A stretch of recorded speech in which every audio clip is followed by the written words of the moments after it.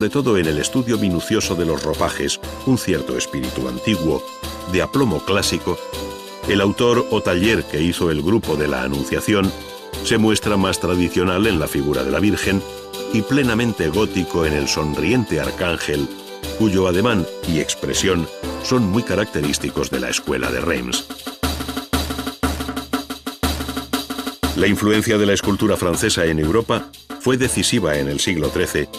siendo los países germánicos y España donde mejor se puede seguir su rastro.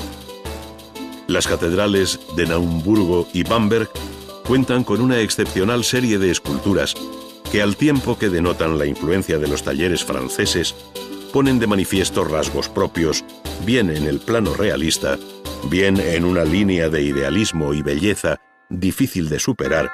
unida a una técnica que recuerda la de los paños mojados de la antigüedad.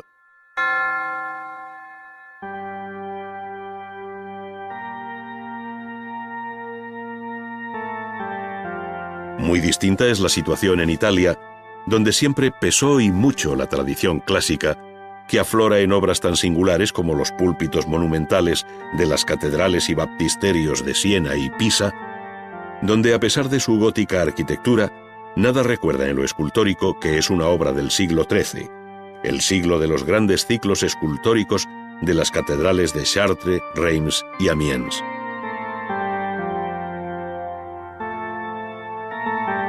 En efecto, sus relieves, basados en obras romanas que los autores tuvieron a la vista, dejan ver la concepción estática de la composición, el modo de vestir y los tipos propios de la escultura clásica, muy alejados de los modelos góticos de Francia. La concepción de estas obras se debe a los Pisano, Nicolás y Giovanni, que también evolucionaron hacia un mayor realismo y movimiento, como evidencia el púlpito de San Andrés de Pistoia.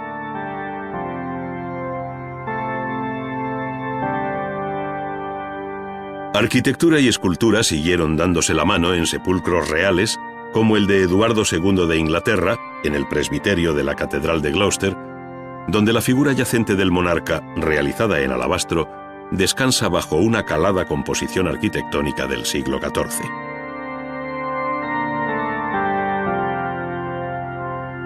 Dentro de los templos, la escultura fue encontrando nuevos soportes, tales como los grandes retablos del siglo XV, que en Alemania y España conocieron un desarrollo extraordinario bajo fórmulas distintas,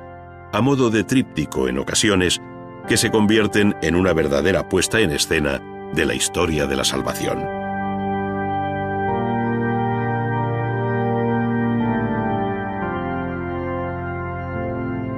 Si hubiera que escoger una obra representativa para cerrar el capítulo de la escultura gótica,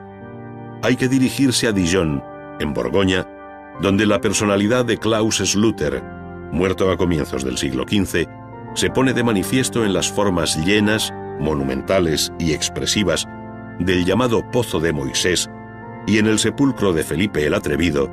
donde los cartujos que acompañan el entierro, bajo una fina arquería gótica, son de una belleza indecible.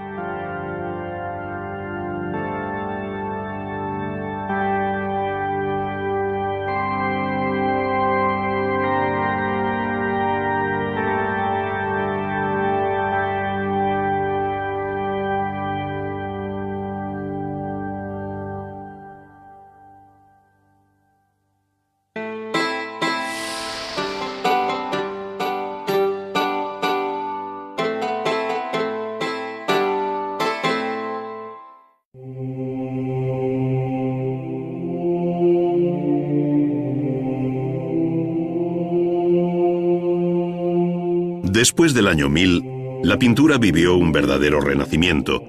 que se manifestó en los grandes conjuntos murales románicos, a los que siguió luego la pintura sobre tabla, con los muchos talleres y escuelas que caracterizan la época gótica.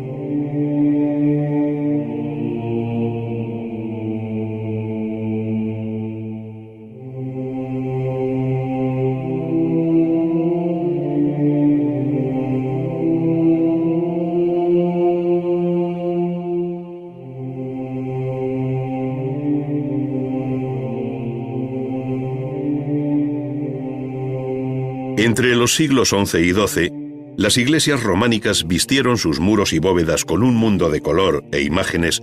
que transformaron el carácter interior del templo, imitando en ello los modelos y el cromatismo de los mosaicos de la arquitectura religiosa bizantina.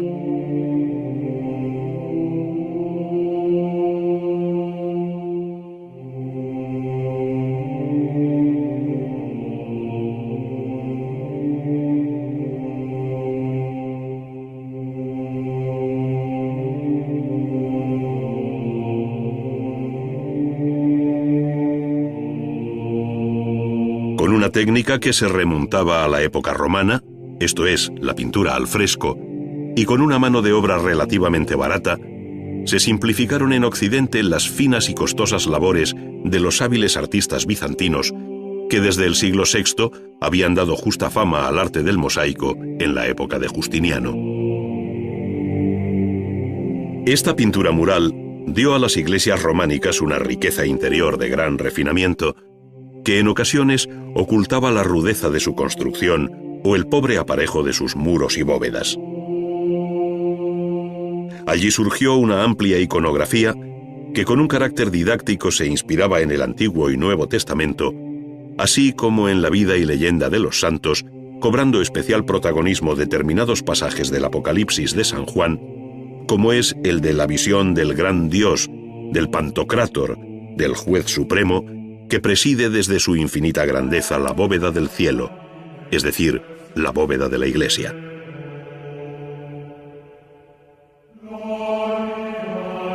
Al instante, escribe San Juan, fui arrebatado en espíritu y vi un trono colocado en medio del cielo, y sobre el trono uno sentado. El que estaba sentado parecía semejante a la piedra de jaspe y a la sardónice, y el arco iris que rodeaba el trono parecía semejante a una esmeralda.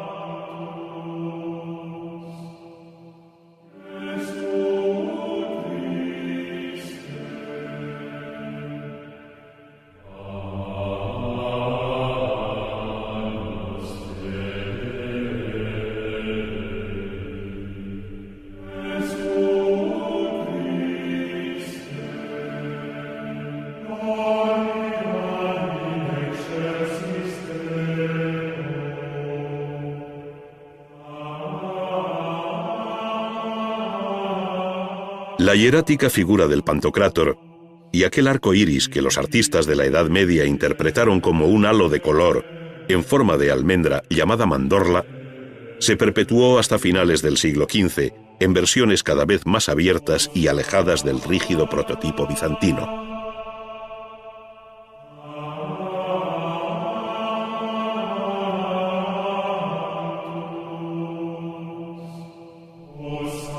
Una de sus últimas y más completas versiones se encuentra en el célebre tríptico del Juicio Final del pintor flamenco Hans Memling,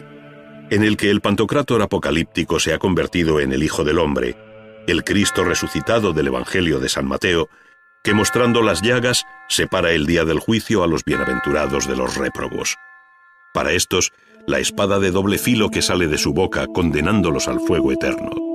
Para aquellos, la rama de lirio con la que les invita a participar en el reino de Dios.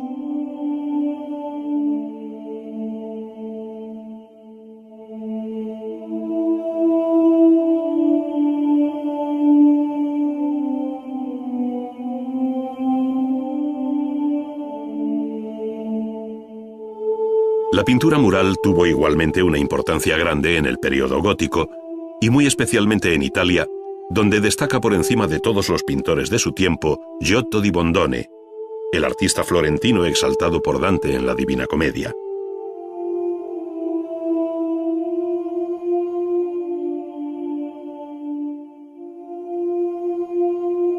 Giotto abandonó los hieráticos modelos bizantinos e, inspirándose en la naturaleza, dio nueva vida a sus figuras y composiciones, siendo su obra más conocida el conjunto que sobre la vida del Poverello de Asís pintó al fresco en la iglesia de San Francisco de esta ciudad italiana y que luego ampliarían otros pintores.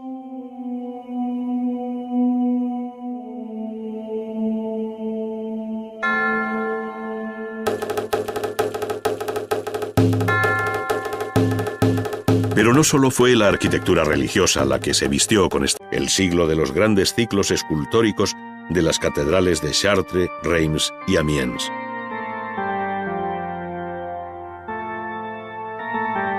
En efecto, sus relieves, basados en obras romanas que los autores tuvieron a la vista, dejan ver la concepción estática de la composición, sobre todo en el estudio minucioso de los ropajes, un cierto espíritu antiguo, de aplomo clásico. El autor o taller que hizo el grupo de la Anunciación se muestra más tradicional en la figura de la Virgen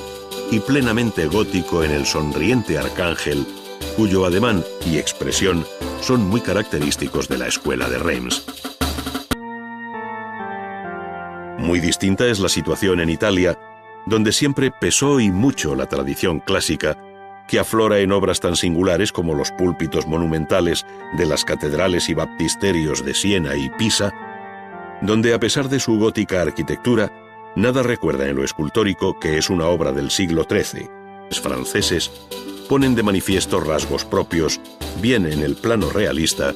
bien en una línea de idealismo y belleza difícil de superar, unida a una técnica que recuerda la de los paños mojados de la antigüedad.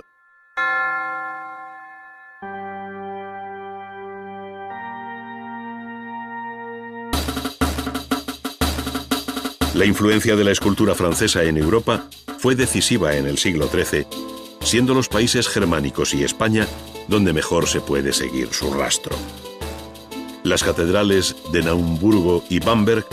cuentan con una excepcional serie de esculturas que, al tiempo que denotan la influencia de los talleres